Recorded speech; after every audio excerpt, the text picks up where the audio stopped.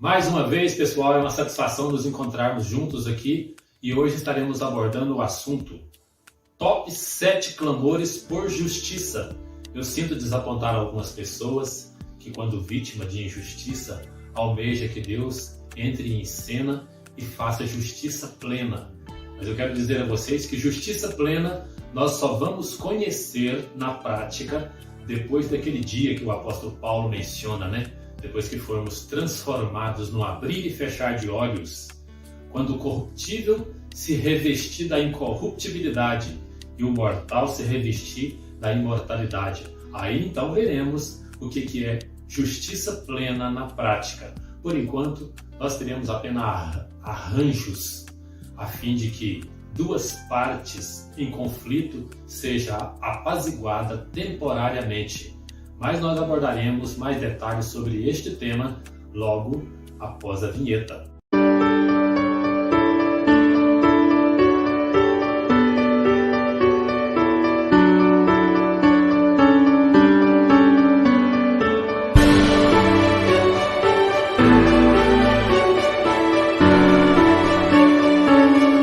O primeiro clamor por justiça me veio à memória foi o caso de um levita que, passando com a sua concubina pela tribo de Gibeá, e lá teve a sua concubina estuprada, abusada até a morte. E agora ele, inconformado, lembrando que antes que vocês me cobrem, desde muito cedo os hebreus admitiram a poligamia masculina. E desde que a mulher não fosse casada, o homem podia tê-la como esposa, né? Assumindo-a como mais uma esposa. Isso nunca foi aprovado por Deus. Esse é um caso à parte, voltando para o assunto que constitui o eixo. Certo é que ele teve a sua esposa violada, abusada, e ela foi abusada até a morte. E indignado, ele pegou o cadáver da mulher, né? E ele fatiou, esquartejou, fez 12 pedaços e colocou sobre um jumento e enviou para cada uma das tribos de Israel, suplicando que as demais tribos entrassem na questão, na causa e fizesse justiça àquela situação e punisse as pessoas de Gibeá, que era responsável por tamanha atrocidade. E eu posso afirmar a vocês, de acordo com o relato bíblico, que a tribo de Gibeá foi atacada pelas demais tribos e grande foi a mortandade. Então o sofrimento se estendeu, muitas mulheres ficaram viúvas e muitos filhos sem pai, exatamente por causa da cobrança das demais tribos sobre a tribo de Gibeá, que não tomou posição para punir os transgressores ou os abusadores daquela mulher, aquela concubina, que trouxe tanto sofrimento para aquele levita. Um outro clamor por justiça interessante foi com relação ao caso Davi e Batseba. Lembrando que muitas pessoas mencionam esse ocorrido e tentam justificar a Deus por ter perdoado tamanha transgressão, tamanho pecado. Mas é interessante como o profeta Natan fez com que Davi pronunciasse a sentença sobre si mesmo. Naquela época, os reis ocupavam a posição também de juiz. E ele chegou de forma muito proposital e jogou uma questão para que ele julgasse, dizendo que um cidadão possuidor de grande rebanho, ele fez questão de mandar que os seus funcionários buscassem uma única ovelha que havia na casa do seu vizinho. Era um animal que era a alegria da casa, era a satisfação da família. Ele fez com que aquele animal fosse trazido até ele e ele ofereceu um banquete para os seus convidados com aquela ovelhinha que era a alegria da família do seu vizinho. E aí agora Natan pergunta: o que deve ser feito a esse homem, possuidor de tão grande herança, de ter feito tamanha maldade. E Davi, mais que depressa, né? É típico do hipócrita. Ele disse: esse homem deve morrer. E Natan, com firmeza, disse: esse homem é você. Porque você, tendo a liberdade para ter diversas concubinas, você desejou a esposa do seu carteiro e assim a possuiu, e não só isto, mas colocou ele também para que fosse morto no campo de batalha. Não querendo justificar a Deus, porque Deus não precisa disso. Deus é justo porque isso é típico dele. Mas no Salmo 51 é dito que não houve outro arrepender-se semelhante ao de Davi. É claro que ele viveu muitas e duras consequências por causa da sua transgressão, mas foi feito um clamor por justiça e Deus atendeu.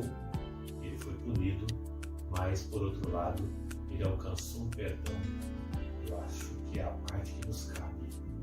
Todos nós pecamos e destituídos estamos da glória de Deus e carecemos do perdão que advém por intermédio do sacrifício de Jesus, o Cordeiro de Deus que tira o pecado do mundo.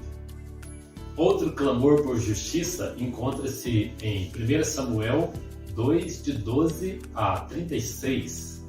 Fala a respeito do ministério dos filhos de Eli, Ofni e Finéias, se é que pode chamar isso de ministério, porque eles são chamados de filho de Belial, que significa de inúteis, de cruéis, eram rebeldes e aprontavam muitas, até mesmo dentro do templo, que era considerado santidade ao Senhor.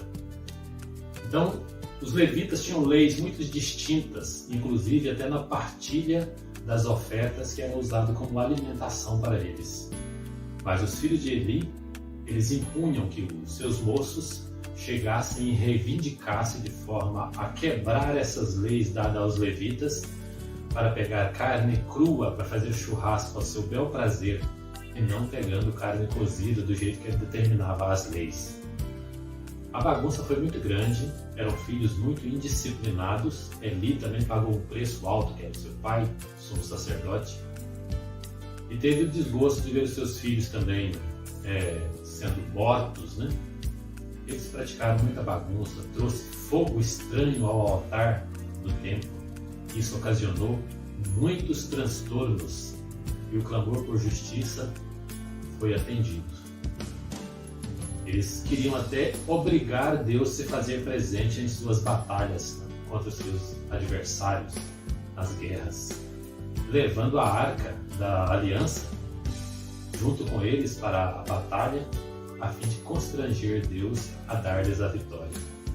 Essa arca foi tomada, né? E Eli, quando informado que a arca foi tomada, né, ele caiu para trás em sua cadeira e veio a óbito. Então, de maneira que a bagunça, a indisciplina dos seus filhos trouxe consequência desastrosa para toda a nação, muito queixúmia do povo, né? Inclusive dos próprios levitas, por causa dessa atitude inconsequente. Eles trouxeram até prostitutas para dentro do templo. Então, um absurdo. Eu achei interessante que um certo antropólogo informou a um repórter que até o ano, parece que 2030, um percentual elevadíssimo de brasileiros se tornaria evangélico. O repórter, empolgado, disse assim: mas isso será muito bom, então? Ele disse: não adiantará absolutamente nada. Isso, mas por quê? E o antropólogo disse: olha, nos momentos mais importantes, mais decisivos na atitude dos cristãos é quando eles falham.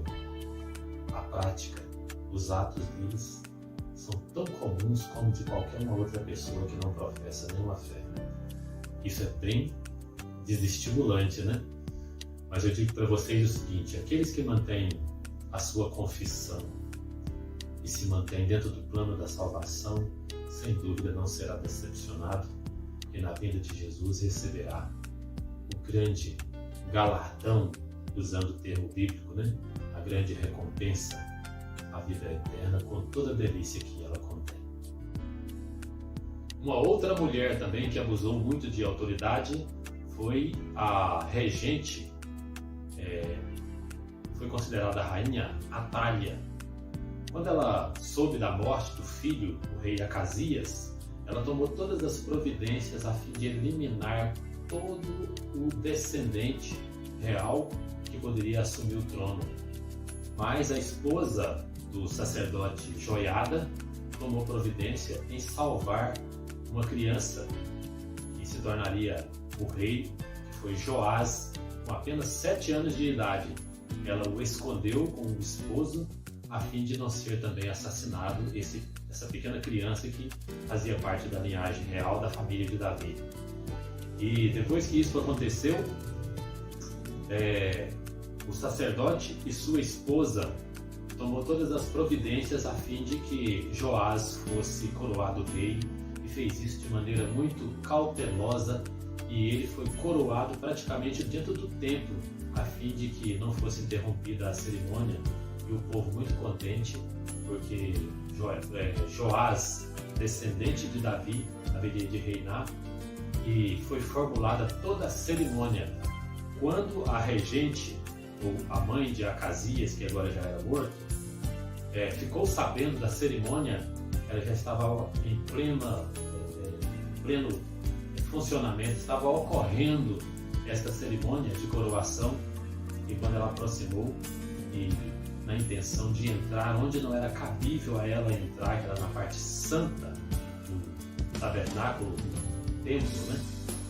Então tomaram as providências e ela foi tirada à força dali, e ela foi assassinada na parte do palácio que dava acesso à entrada dos cavalos. E ali ela foi assassinada, e o rei Joás, no caso, permaneceu com o título de rei com 7 anos de idade, e dessa forma o povo de Israel entendeu que foi feita a justiça, e os desmandos e a ousadia da regente que usurpou o título de rainha Atália foi interrompido, e assim voltou temporariamente à normalidade do reino. Um outro clamor por justiça ocorreu durante o ministério de Elias, e o personagem cruel desta vez foi Jezabel. Jezabel foi responsável pela morte de muitos sacerdotes e profetas, e também pelo exílio de muitos deles. E a justiça foi feita quando ela percebeu que Jeú, estava aproximando da cidade com um exército para vindicar o caráter de Deus ali, porque ela abusou de muita autoridade. Então, ela se maquiou de maneira provocativa e esperou ele da janela do palácio. E ele mandou que os eunucos a atirasse pela janela. Esse ato é chamado de defenestração, e ela atingiu o solo, e parte do seu sangue espirrou na parede e também nos cavalos. E depois os cães comeram a sua carne, deixando só os seus ossos. Mas se você quiser saber mais dessa rebelde rainha, você pode procurar lá em 1 Reis 16:31. Um outro clamor por justiça, porém muito conhecido, foi a história de Sodoma e Gomorra, povo que, pela abundância de alimento que eles produziam muito, a terra ainda era muito fértil, o efeito do pecado ainda não era tão avassalador, e a terra produzia muito, e eles, por falta de serviço e abundância de alimento, tinham muito tempo para embrenharem nas práticas ilícitas, e dessa forma amontoar o pecado. E Deus, ao visitar Abraão, disse que faria também uma visita a Sodoma e Gomorra, porque o clamor por justiça era muito alto e havia chegado até o céu. E desta forma, Abraão, intercedendo pelos habitantes de Sodoma, teve aquela discussão com Deus: Senhor, não se irrite comigo se eu perguntar mais uma vez, se houvesse lá 5 justos, tu não pouparia a cidade por amor dos 5? E Deus falou assim: longe de ti que não faça justiça o juiz de toda a terra. O povo lá era cruel. A prática, orgias sexuais, extrema, a ponto de quererem abusar sexualmente até dos 2 anjos que foram enviados para a cidade, né? E é comum até hoje termo usado sodomismo, aquele indivíduo que usa sexualmente pessoas do mesmo sexo. Então, de maneira que a depravação era muito acentuada e o clamor chegou até o céu e Deus interveio e realmente fez justiça. Foi doloroso o caso. Toda a cidade ficou arrasada, foi queimada, né? Com fogo e enxofre, e é um antitipo, ou melhor, é um tipo do que ocorrerá no juízo final, né? A destruição por fogo e enxofre. É impressionante como o egoísmo cega as pessoas, principalmente aqueles que cometem um delito e até mesmo contra a lei de Deus.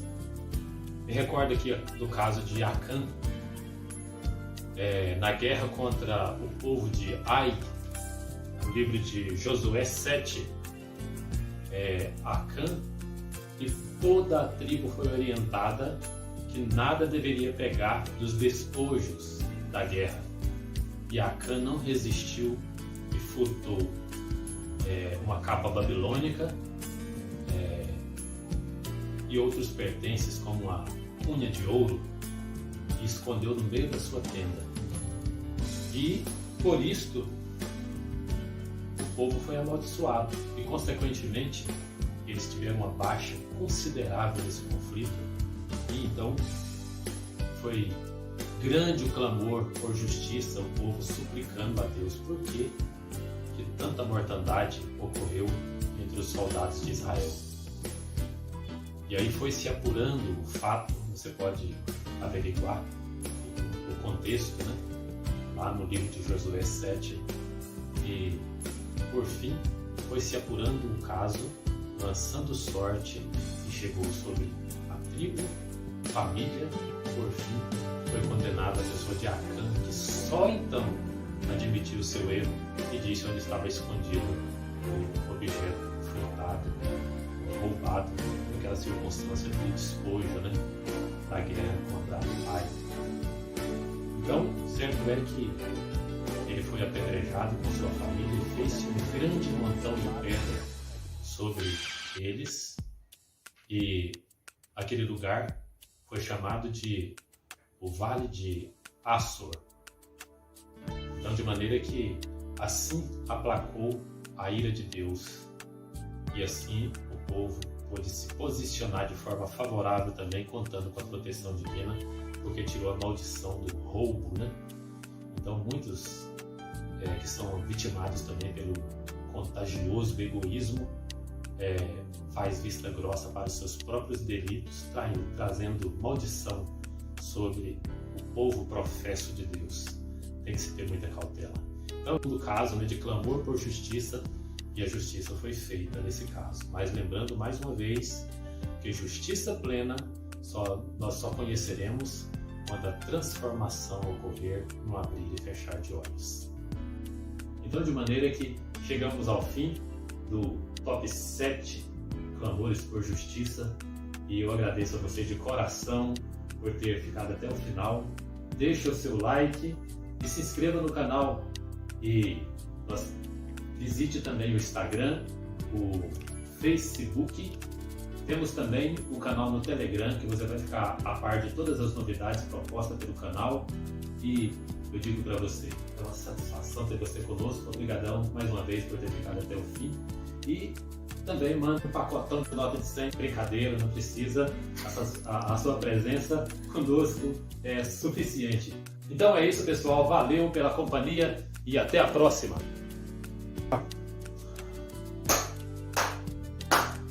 Então é isso, pessoal. Obrigadão pelo final aqui. Até a próxima. Valeu!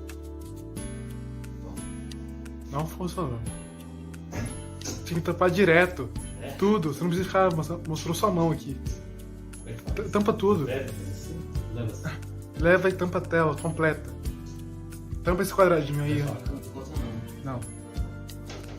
Agora sim. Bate palma. Ah, sério, cara. tudo falha nossa.